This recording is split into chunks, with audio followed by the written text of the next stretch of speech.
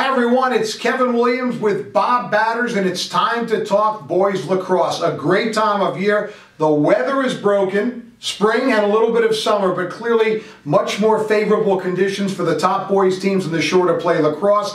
Getting ready also for the Shore Conference Lacrosse Tournament. But Bob, we have to start with the big showdown between the top two teams in the shore. CBA and Manasquan kind of lived up to all the hype. It really did. Last Friday at Monmouth University, we got witness to #1 versus #2 in the shore, and it did deliver.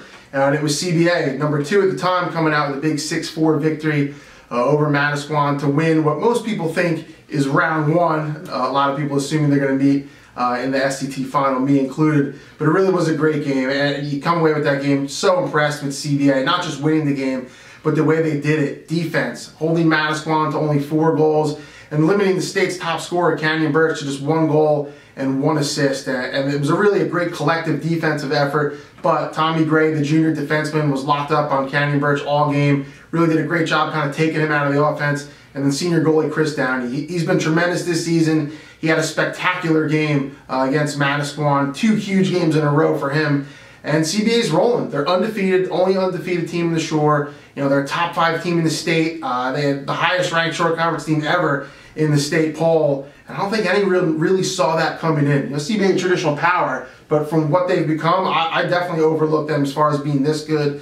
But 18, 19 seniors on the team, and a balanced offense, and they've really gotten it done. Very impressive what that team has done under head coach Dave Santos. There's always that line about the offense sells tickets, but defense wins championships. Was that a case of that last Friday? Was the defense that dominant? That's a great line, and I agree with that. It definitely was, and you saw that in a big game, albeit a regular season game, but a huge game.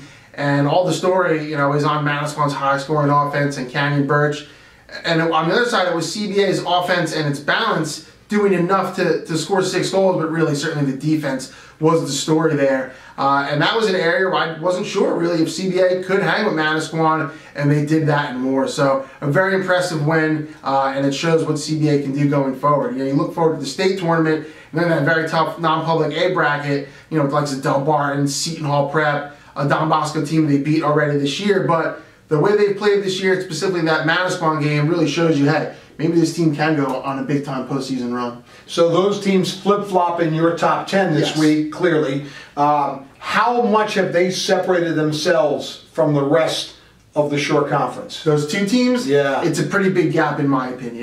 The one constant this year has been Manasquan and CBA at the top. After that, it's really anybody's guess. I think I put up a picture, of a dumpster fire, describing the top 10 after the first 2 teams, because really, this week, I'm holding my breath. I put the top 10 up Wednesday morning, got a couple top 10 battles, and I'm going, please, let's not have too much, too many upsets here. And luckily, for the first time, there wasn't, but it's been that kind of year. Any team can really beat any team, and not just in the top 10. We've seen teams out of the top 10, you could probably put in that 11 to maybe 16, even 17 range, really, push some of these teams. Jackson Liberty, for example, this team has only 4 wins, 4-9, 4-10, around there. Yet they played, Wall, which is #3 to 1 goal. They played Howell to 1 goal, which is a top 10 team.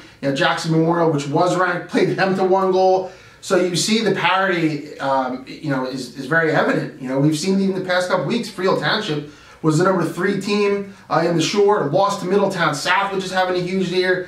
They dropped down to 7 in our rankings. They get the #7 seed in the Shore Conference Tournament, and all of a sudden their road, which looked like it could be pretty clear to the Final Four, is now much more difficult. So I think this tournament, because of that, is going to be great. Outside of those top 2 teams, which are heavy favorites to get to the final, I don't think anyone has any clue what's going to happen over this next week. Can you make a case for anyone denying another Manasquan CBA matchup in the Shore Conference final? I can't. As crazy as this season's gone, and you see the teams in that kind of that next tier, the Rumson, the Wall, like I said, Freehold Township, Southern, all very good, but we've seen the results this year where CBA and Manasquan are just that far ahead. Rumson's the one team that is intriguing just because of their pedigree, the most Shore Conference tournament championships of any program in Shore Conference history. They're having a down year by their standards, but an uber tough schedule. They only have 1 conference loss, and that's the Southern in overtime.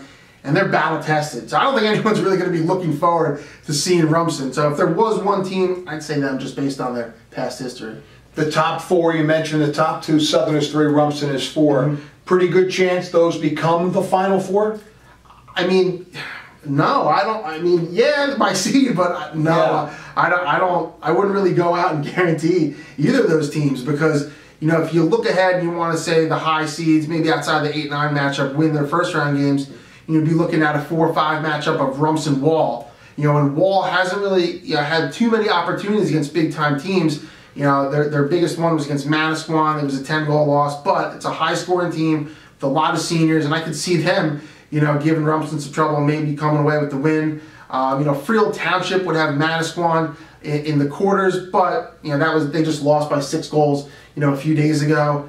Again, Southern is the number 3 seed, but also Southern was upset last year by the 14 seed, St. Rose, so that just kind of shows you just how unpredictable this tournament is.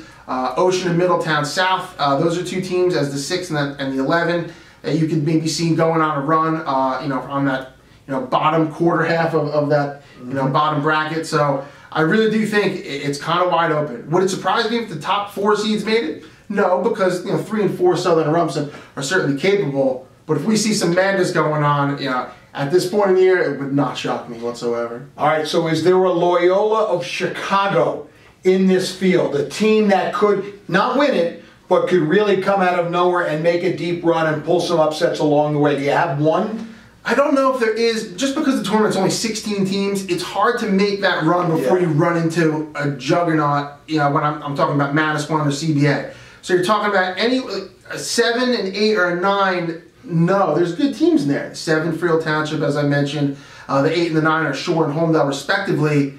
You win that first game, okay, but then you got to get the big boys. So you're talking anywhere below that. You know, Middletown South is the intriguing team. You know, Middletown South, in the midst of the best season in program history, 13-2 on the season. They're on a 10-game winning streak, and right now they're the number 6 seed. They play Ocean in the first round, which is one of their regular season losses, the other being CBA. So you know that they're going to be amped up for that one. And you look at their road, you know, they would ultimately have to get through Southern to make it to the semifinals.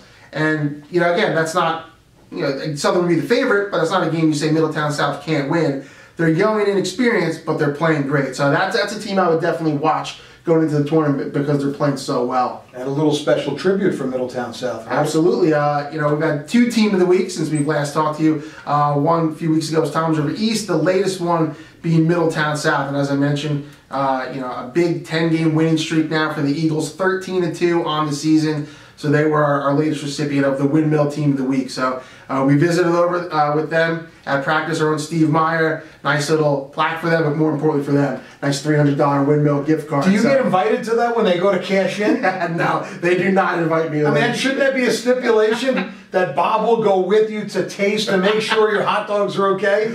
You know what? Maybe the smaller school teams, but some of those bigger schools, I don't know. They can pack a lot in there, especially the teams like, you know, like you said, East, Middletown South, Freehold Township. So you get a small school win, maybe I'll give them a little elbow and hitch along for the ride. Well, congratulations to Middletown South, and of course we thank our sponsors, our friends from Window. Yes. We really do appreciate it. It's made it fun all season long. It's crunch time now, right? The big game's coming up, the Shore Conference Tournament, State Tournament to follow. You'll be all over it. Yeah, this is a fun time of year. As you mentioned, the weather warming up, so it's actually not terrible to be outside. You know, but we have the first round coming up on Saturday, Tuesday the quarterfinals, Thursday the semifinals at Long Branch High School, 4 o'clock and 6 o'clock. And then the final championship game will be Saturday, May 12th at Monmouth University on the Great Lawn, now called Hess Field. Really nice turf, you know, soccer lacrosse field over there. That's where Manasquan and CBA played the regular season game. Really good atmosphere there, and it should be another great one for the finals. And I think that's part of the doubleheader, right? Yes. Girls, boys doubleheader. Absolutely. We'll have the girls' final at noon there. So, again, that should be a very good day of lacrosse. Hopefully the weather cooperates. You know, right now it looks like it's going to be a nice day, so could be a good showcase for Shore Conference lacrosse. And of course, if you want to follow lacrosse, boys lacrosse, all season long, you want to check out shoresportsnetwork.com. Bob is the guy. He lives and breathes lacrosse throughout the spring season, and he'll keep you updated on everything through the Shore Conference Tournament. And then before we know it, we'll be getting ready for the States. We will. It comes quick, the spring season. Everything is condensed in all sports, and lacrosse is no different. So yeah, Shore Conference Tournament, boom, right to the state tournament, and away we'll go. Check it out at shoresportsnetwork.com. Our thanks to Bob, our friends from Windmill, and of course Mad Dog Lacrosse as well. I'm Kevin Williams. Keep watching. shoresportsnetwork.com.